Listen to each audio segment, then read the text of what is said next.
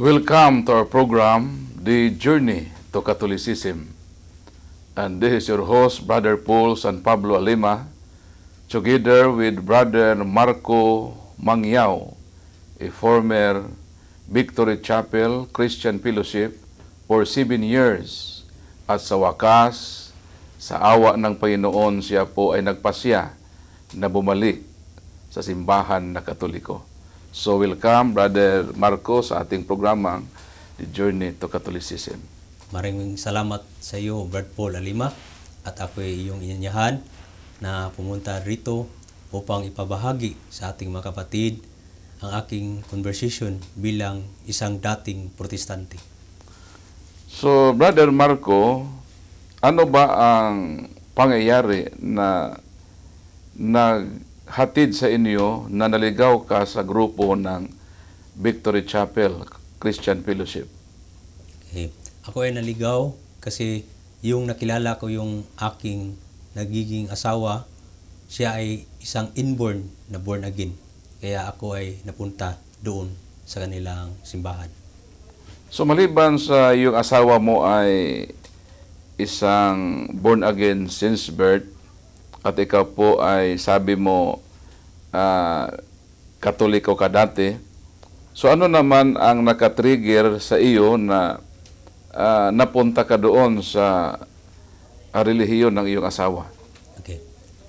Nung dati ako ay isang membro ng Singles for Christ at palaging nag-anyaya sa akin ng aking asawa na sumali sa kanilang Bible study.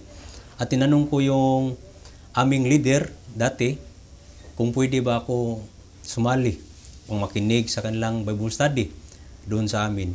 At pumayag naman yung leader namin. At doon ako nakinig sa kanilang Bible study kasama yung pastor namin dati.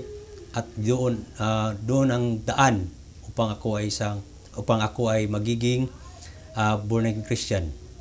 So ano naman ang pakiramdam ng iyong asawa na ikaw po ay sumali sa kaniyang grupong kinaniban, tapos mga ilang buwan na naging talagang opisyal na membro ka sa Victory Chapel? Kayo pa po ay nabinyagan sa Victory Chapel?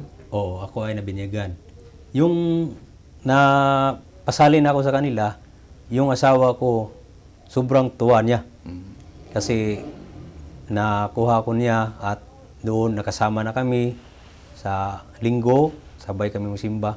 At noong January 1, 2008, ako ay bininyagan sa Born Again Christian doon sa isang beach sa Lapu-Lapu City. So pati yung mga anak mo? Yung anak ko, nabinyagan din. So ilan kayo na nabinyagan sa iyong buong pamilya? Una kami lang talaga dalawa kasi hindi naman binyag yung mga born again kung bata pa. Hintayin pa na 12 years old bago siya binyagan. So at age of reason, so allowed sa kanila na pwede binyagan ang isang bata na 12 anyos. 12 anyos na. Okay. So, ano ba, Brad Marco, yung mga magibigat na dahilan na nakapag-inganyo sa iyo na magpabinyag doon sa Victory Chapel? Ano yung nakapagbigay interes sa iyo na aanib ka sa relihiyon ng iyong asawa? Unang-una, ang nagbigay sa akin nung para ako sumali at aanib sa kanila, yung una talaga yung asawa ko. Siyempre, doon ang isang paraan upang ako maanib. Tapos, nung nakita ko yung magawain nila na hindi ko nakita sa Katoliko, grabe silang aktibo. Grabe ang aktibo sa kanila. At doon, isa yung dahilan. At yung isang pinakadahilan upang ako ay lumipat sa kanila, yung pinagsalita ng pastor na yung sa loob ng ating simbahan, yung mga larawan, mga Diyos-Diyosan. Tapos bilang isang Katoliko dati, hindi pa ako aktibo sa born again, yun nasabi ng pastor na yun ang mga larawan na sa loob ng ating simbahan ay mga Diyos-Diyosan. at ako naman ay agad naniwala dati. At yun ang dahilan upang iwanan ko ang bilang isang Katoliko at sumapi sa isang born again Christian sa aking asawa. So, ibig sabihin, Brad Marco, ginamit ng iyong pastor ang paraan upang atakihin ang paniniwalang Katoliko at ikaw naman po ay nabudol sa sinabi ng pastor. So, kaya iyon ang dahilan na iwanan mo ang simbahang Katoliko at yakapin yung paniniwala ng iyong asawa. So, sa loob po ng 7 years, ano ba ang takbo ng iyong buhay bilang isang born again? Kayo ba po ay masaya na doon sa born again kasama ng iyong pamilya? Sa simula, masayang-masaya. Masayang-masaya kami, kasama ko yung asawa ko at saka pamilya ko. At tapos, noon ay nagiging aktibo na ako bilang kasapi naming simbahan. At doon, ako ay kasama na bilang isang disciple sa simbahan namin. At yung disciple nito ay ito ang paraan na pagpili ng aming pastor kung sino ang magiging pastor sa darating na panahon. Ako ay train bilang pastor na. Kunti na lang at sasabihin ng pastor kung gusto mo yung mga pastor, ay agad-agad kami kukumit. Okay, so ibig sabihin, nandun ka na sa level na talagang patungon ka na doon sa paglilingkod bilang pastor ng Victory Chapel. So meaning, malayo-layo na rin ang iyong nalalakbay sa Victory Chapel Christian Fellowship. So ngayon, dahil yun na ang kalagayan ng iyong buhay doon sa grupong ito. So, ang isa sa pinaka-importanting tanong, Brad Marco, so ano naman ang mabigat na dahilan na ikaw po ay bumalik muli sa simbahan na iyong iniwanan noong matapos yung 7 years na paglilingkod mo doon sa born again? Dahilan nito kasi yung mga early 2013, palagi na inatake ang simbahang Katoliko namin, inatake namin mga larawan, yung mga doktrina ng simbahan. At sumagip sa isip ko na ano kaya ang kung babalik ako sa pagiging Katoliko. At November 18, 2014, novena yun noon sa datingan ng kapistahan ng Mahal na Birhen sa Regla. Sa Lapu-Lapu. Sa Lapu-Lapu. May isang pari na sa kanyang humili ay niliwanag, yung humili yung pagiging salita ng larawan, kung ano ba talaga. Pinaliwanag niya kung ano ba talaga ang ibig sabihin kung bakit may mga imahe tayo sa loob ng ating simbahan. At doon, ako ay naliwanagan na ito palang mga larawan na nasa loob ng simbahan ay hindi mga larawan ng mga Diyos-Diyusan, kundi larawan ng mga santo. At doon, nagdesisyon ako na babalik na sa pagiging Katoliko. At nalaman ko rin na ang Katoliko pala ay ang kaisa-isang simbahan na itinayo ng Panginoong Hesukristo. At doon ko rin nalaman na yung founder namin ay isang Amerikano. Tinayo na yung simbahan doon sa Prescott, Arizona, 1970. At yung founder namin, walang iba kundi si Pastor Wiman Mitchell. So, ibig sabihin yung lumalim na yung kaalaman mo sa Victory Chapel. So, yung sinabi mo kanina ng ang inyong object sa pagtutulig sa iyong mga larawan. So, grasya naman ng Panginoon na mayroong homilya ng pare na nagpaliwanag sa iyo tungkol sa larawan. At yung nangyari pala sa iyo noon, nung kayo po ay nadali sa Victory Chapel dahil sa larawan din, na ito ay inaatake na Diyos-Diyosan, pero nung nalaman mo na hindi pala ito Diyos-Diyos, kundi larawan ng mga banal o santo, so medyo klaro na sa iyo yung ano talaga yung mga practices ng simbahan na Katoliko. At nadagdag nung nalaman mo na yung inaaniban mo pala ay tatag ng Panginoong Kristo. Paano naman yung journey mo, Brad Marco, nung nalaman mo ang pagsasaliksik ng simbahang Katoliko ay tatag ni Kristo, sapagkat nalaman mo na yung palang Victory Chapel ay tao lang pala ang nagtatag. So nung patuloy yung journey mo sa pag-research, so may kakilala ka bang mga Katoliko na maliban doon sa pari na sinabi mo, may mga grupo ba na Katoliko na pumunta ka doon upang maliwanagan ng malinaw ang simbahang Katoliko? Okay. Nag-research ako doon nung bumalik na ako sa pagiging Katoliko. Nakita ko yung video nila Brad Sok Fernandez, sa inyo din, Brad Paul, dati, at saka kina Efren Yap de la Piña at Jeffrey Kelyosa. At doon ako, nasabi ko sa sarili ko na kailangan ko talagang matuto bilang isang Katoliko. At niyakap ko yung pagiging Katoliko at hanggang ngayon. No? So, ibig sabihin, nanood ka ng mga YouTube, ng mga sa video. So, ano naman yung nakuha mo doon na mga mabigat na rason na talagang lilipat ako, babalik ako muli sa simbahan ng Katoliko? Marami akong nakita doon sa YouTube, sa inyo, kina Brad Sok, kina Efren Yap de la Piña, GQ, na yung tinuturo namin sa born again ay mali. No, maraming mali. Yung example lang, nung mga larawan, pag nakita nila ng larawan natin, yung imahe natin sa loob ng simbahan, kahit sa bahay, sabihin ng mga Diyos-Diyosan. At isa pa, lahat daw tayo na mga Katoliko ay mga makasalanan.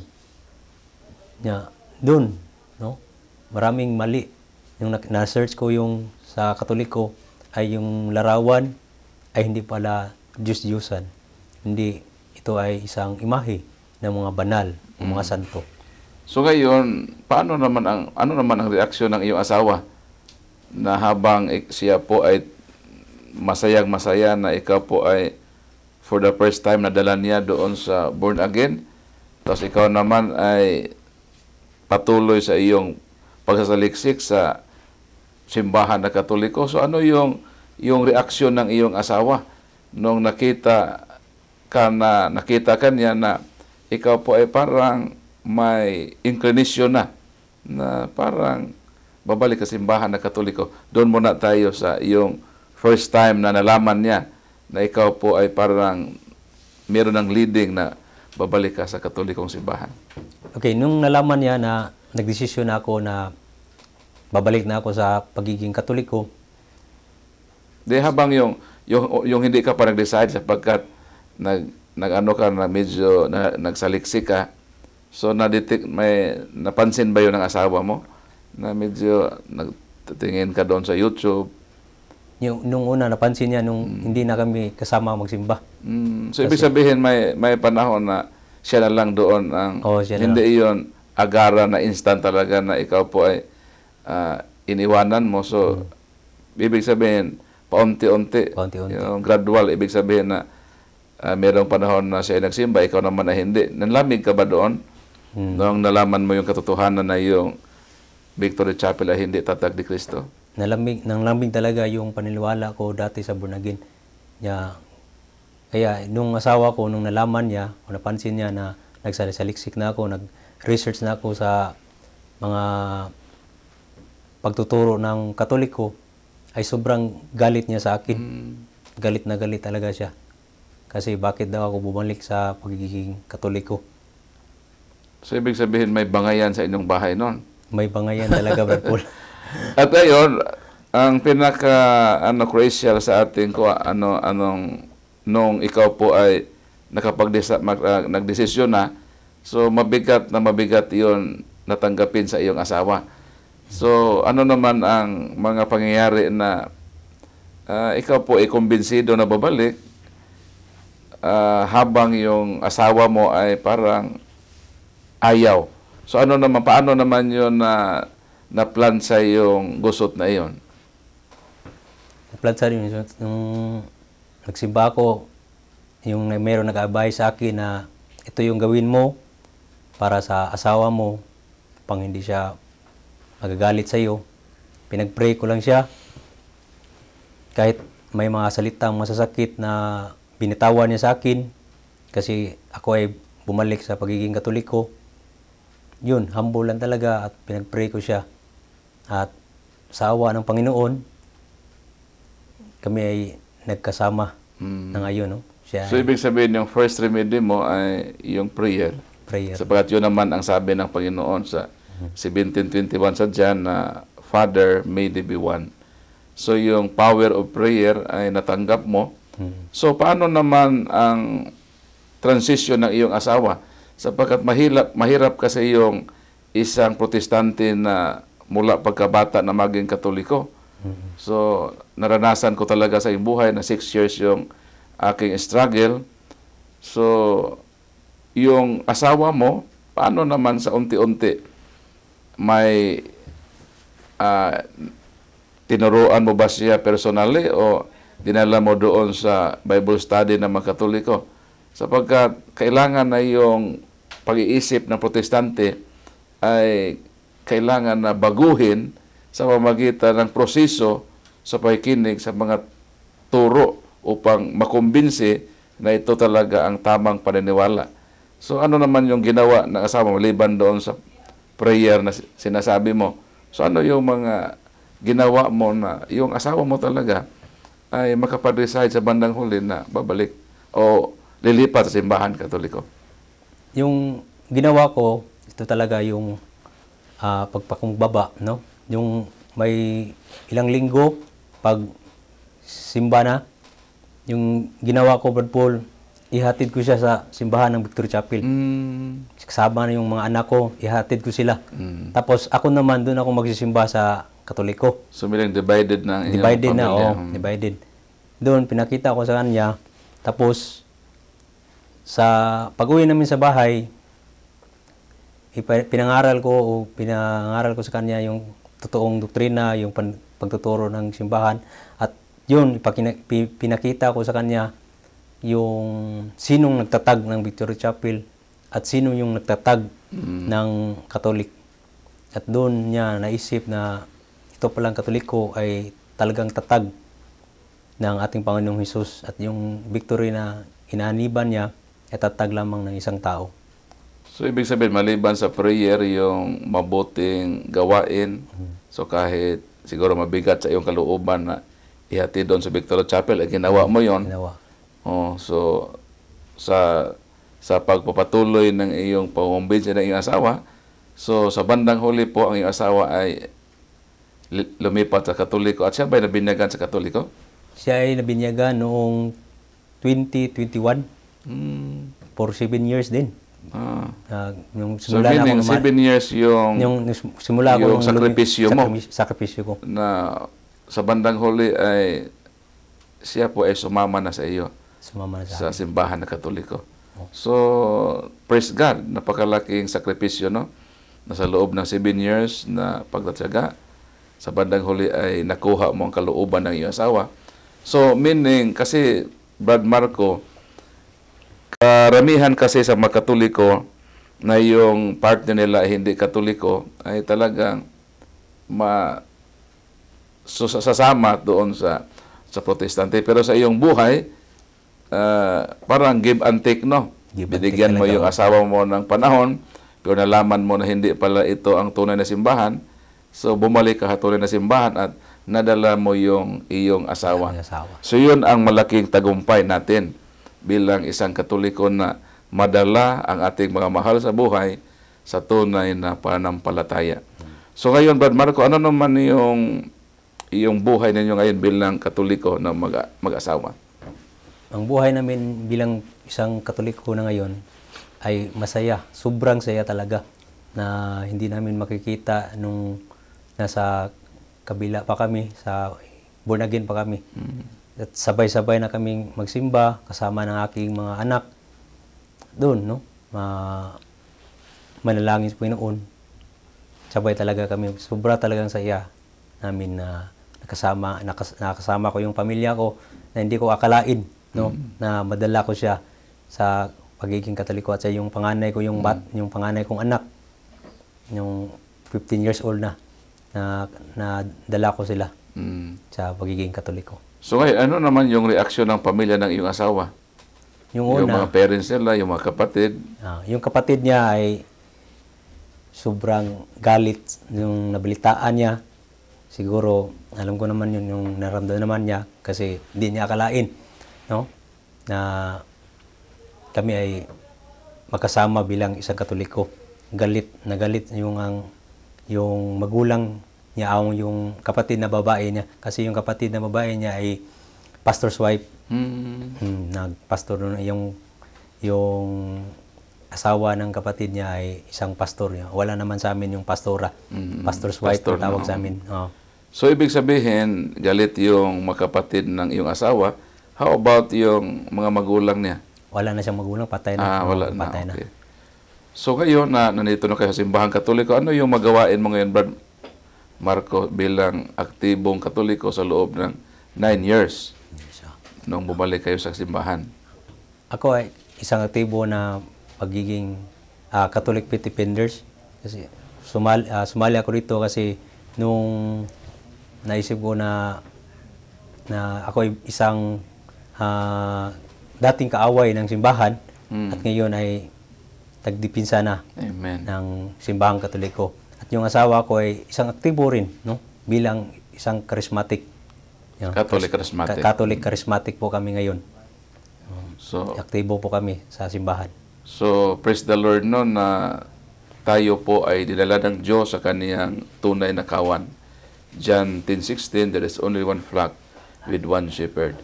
So, para sa ating mga televiewers, pwede ninyong maimbitahan si Brad Marco Mangyao sa inyong mga pagtitipon para may bahagi niya ng lubusan ang kaniyang journey to Catholicism.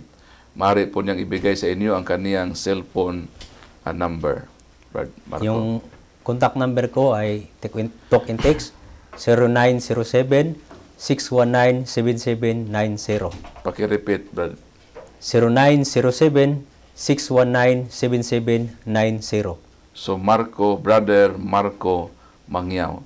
So, maraming salamat, Brother Marco, no, sa panahon na iyong binigay sa amin na may bahagi ang iyong napakagandang buhay ng iyong journey, kung paano po dinala kayo ng Diyos sa tunay na simbahan, pati yung buong pamilya mo ay naglingkod sa simbahan na itinatag ng ating Panginoong Jesucristo. So maraming salamat sa patuloy na panonood dito sa Cebu Catholic Television Network, CCTN Channel 47, at sa ating mga subscribers sa ating YouTube channel, Crusaders Channel. God bless po sa inyong lahat. Pagpalain nawa tayo ng ating Panginoon.